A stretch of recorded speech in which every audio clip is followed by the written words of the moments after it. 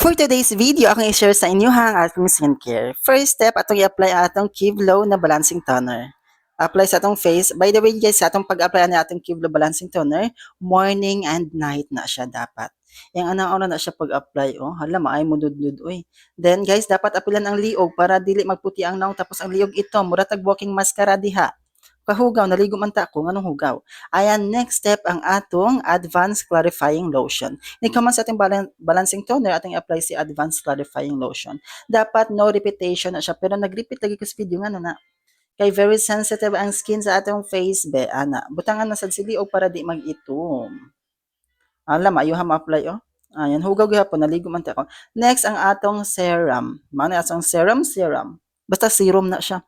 Ang ana-ana na siya pag-apply para mas makasave. Then, ipatak-patak sa atong face. Hala, para fair ba? Para nindot. Younger looking skin. Charis, mag-kivlo. Ang ana-ana na siya, guys. Then, i-apply sa atong liog gamay. Next step, last step na siya, kay gabi man karon atong i-apply si Ideal Night Cream. Cross method na siya be para mas makasave ta.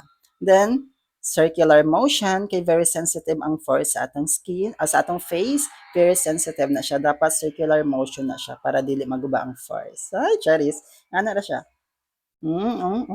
Ayan sa mga mangutana diha kung unsay gamit sa akong buhok kay pilit kay siya sip-on ra na siya with laway. Ha, charis lang. Bye, may buntag.